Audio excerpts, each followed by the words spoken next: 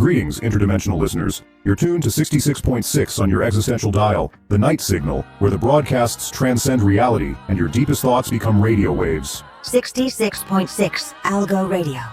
This broadcast is sponsored by listeners like you and the Algorithm Corporation. I'm your host, Frequency Philly, joined as always by my producer, Amplitude Spleen. Tonight's topic, cosmic rejection when they don't pick your frequency. Our interdimensional switchboard is lighting up with callers from across the multiverse, all experiencing the unique pain of romantic dismissal. First caller's transmitting on a xenobiological frequency, Philly. Appears to be coming from Earth, but definitely not of Earth origin. Interdimensional heartbreak waits for no being. Let's start taking calls from the lovelorn, the rejected, and the interdimensionally ghosted. Welcome to the Night Signal broadcast. You're broadcasting on the night signal, where reception is based on desperation. Greetings, Night Signal. This is Azura, xenobiologist from the Zeta Reticuli system. If it isn't the blue-skinned beauty from yesterday's cryptid dating game, still feeling the sting of rejection, I take it? Detecting multiple transmission frequencies and unauthorized access attempts, Philly. She's trying to interface with our equipment. Your broadcasting technology is primitive but functional. And yes, I am experiencing what humans call rejection distress. After the human Derek Walters selected Neonita, despite our 78.3% compatibility rating, I find it both scientifically fascinating and personally disturbing. Tell our listeners how your extraterrestrial biology processes romantic disappointment, Azura. My bioluminescent circulatory pathways have been cycling between disappointment blue and frustration purple since the selection ceremony. I had prepared 17 non-invasive examination procedures for our first date that would have been mutually beneficial. I even studied all human mating documentaries called romantic comedies to understand Earth courtship rituals. And what do you think led the astronomy professor to choose the pink multidimensional entity over you? The human was clearly seduced by Neonita's chaotic multidimensional attributes, despite the high probability her molecular manipulation will eventually destabilize his atomic structure. I've already installed a tracking beacon in his bloodstream to monitor his inevitable molecular deterioration. For science, of course. That's not creepy at all. Some might call that stalking, others thorough research methodology. How are you planning to move forward from this romantic setback? I've recalibrated my aquakinetic abilities to create a minor plumbing issue in Derek's apartment. The pink one's molecular structure becomes unstable when oversaturated with dihydrogen monoxide. Is sabotage a normal human response to rejection? Across the multiverse, heartbreak takes many forms. Some beings create black holes, others just eat cosmic ice cream. What matters is processing those feelings in a way that doesn't completely collapse reality. My research supervisors are demanding I terminate this communication. They're concerned about my emotional contamination from extended Earth exposure. Before I disconnect, here's my advice for rejected beings. Install backup tracking devices, document the inevitable relationship failure of your rival, and remember that superior species outlive their competition by millennia anyway.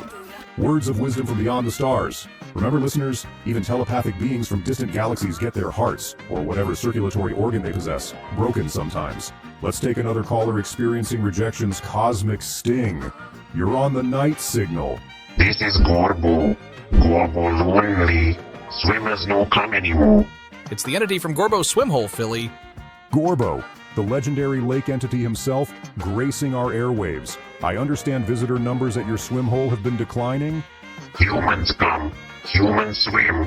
Humans start to change. Then humans leave bad Yelp reviews. Gorbo just want friends in water. Changing them is Gorbo's way of showing love. The eternal misunderstanding between species. You express affection through gill transformation, and humans call it horrifying and a biological violation. Have you considered less permanent ways to connect? Gorbo tries suggestion box. Top suggestion was stop making people grow gills. Very hurtful to Gorbo's feelings. Perhaps adjusting your approach might help, Gorbo. Not everyone appreciates sudden aquatic transformation. But then no one swim with Gorbo. Sign already says swim at own risk. Risk is becoming beautiful water creature. Same fate to Gorbo. The age-old dilemma of interdimensional entities everywhere. How to connect without fundamentally altering others' biological nature. Perhaps try advertising your transformative abilities as a feature rather than springing it on unsuspecting swimmers. Gorbo could make brochure.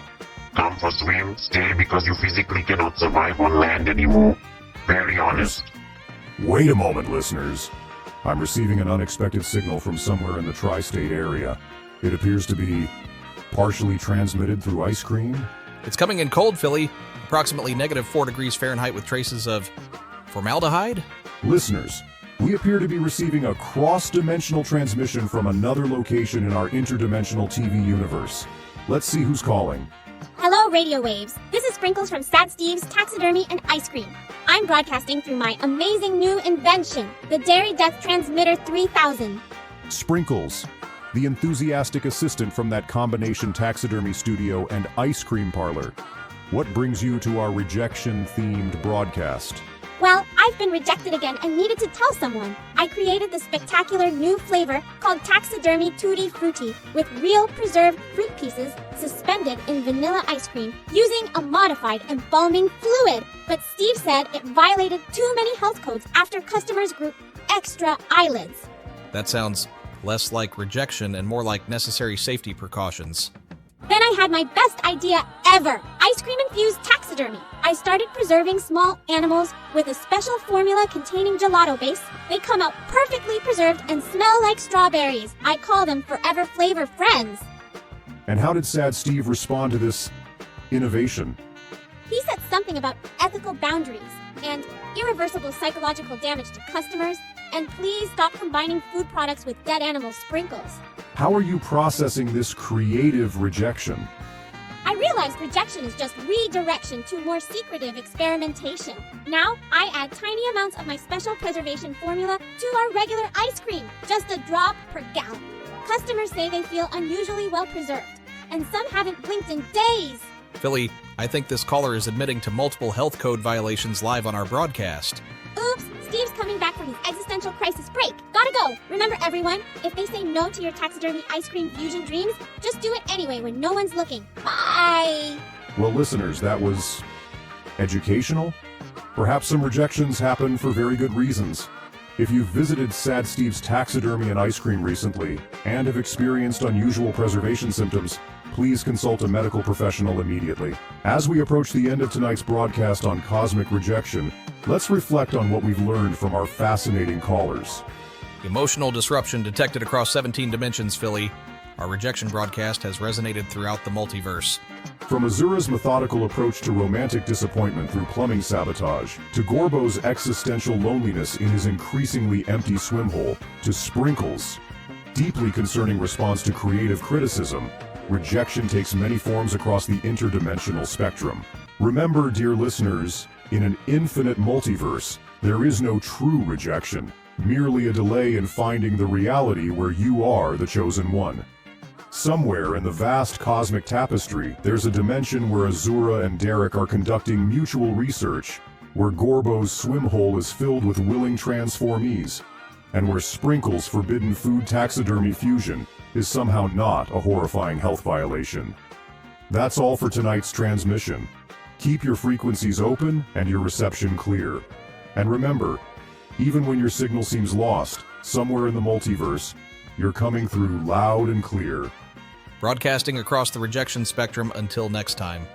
This has been The Night Signal. We know you're still listening, even in your darkest moments of despair, especially in your darkest moments of despair.